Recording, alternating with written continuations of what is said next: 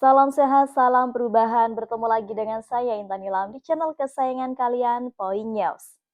Suasana politik di Jawa Timur kian memanas.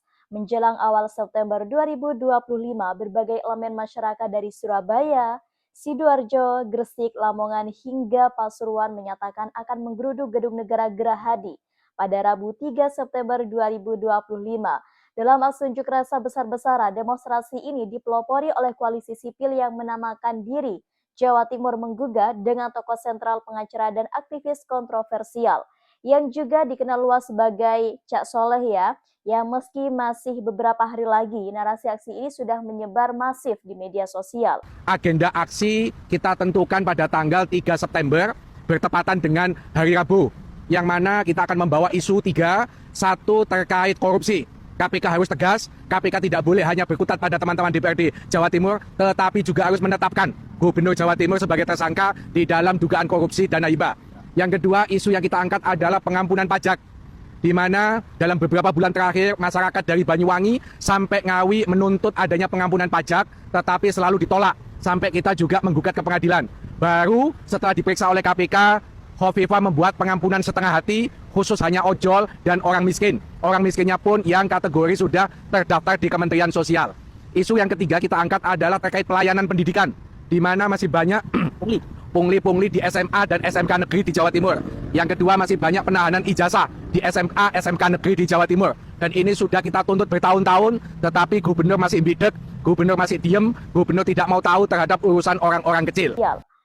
Grup WhatsApp bahkan sejumlah simpul ormas dan juga LSM, isu yang diangkat bukan sekedar polemik politik biasa. Kali ini, demonstrasi ini diarahkan langsung kepada Gubernur Jawa Timur Hovifah Indar Parawansa dengan seruan utama, turunkan Gubernur Jatim. Berdasarkan penelusuran sejumlah media lokal seperti Berisatu, Daily Jatim, hingga Radar Mojokerto, munculnya gelombang protes ini berakar dari beberapa isu krusial.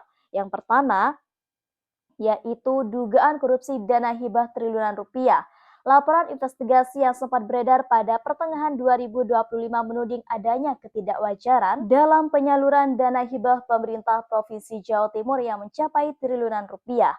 Nama Gubernur Hovifah disebut dalam sejumlah aduan masyarakat ke KPK. Ya, meskipun hingga saat ini belum ada status hukum resmi yang ditetapkan. Dua, yaitu masalah pajak kendaraan. Banyak warga menuntut ya bahwa adanya penghapusan denda dan tunggakan pajak kendaraan bermotor, terutama kendaraan roda 2 yang mendominasi angkutan rakyat.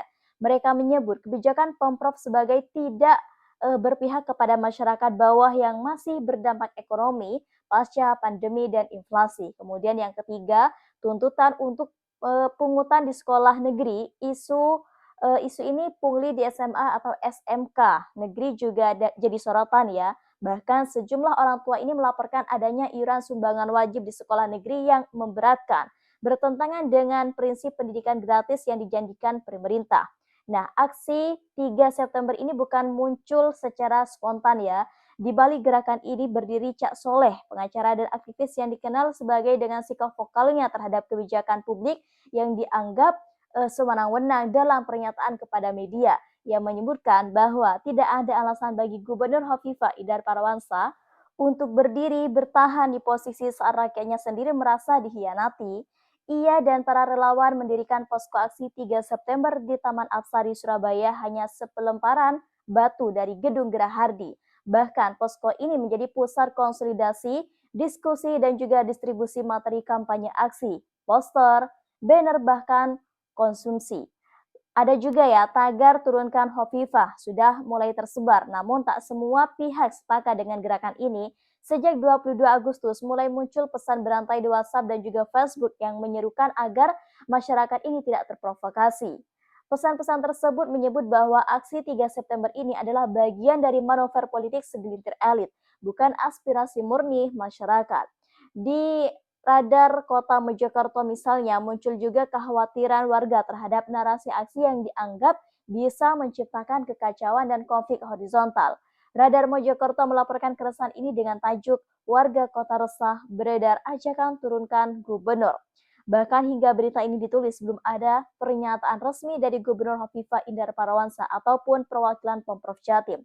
Kepala Biro Humas Pemprov juga belum menanggapi permintaan wawancara dari media. Sikap diam ini justru memperkuat kecurigaan di kalangan publik eh, kalau tidak merasa bersalah lah ya.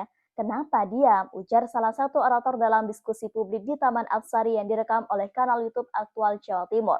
Estimasi awal menyebutkan bahwa aksi ini bisa melibatkan lebih dari 10.000 massa dari berbagai daerah di Jawa Timur.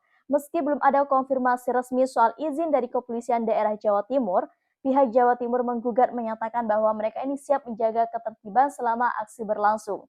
Polda Jawa Timur hingga kini masih merahasiakan skenario pengamanan. Namun berdasarkan pengalaman aksi serupa di masa lalu, kemungkinan besar akan diterjunkan ribuan personel kepolisian, Satpol PP, dan bahkan pengamanan dari TNI jika dianggap beresiko tinggi.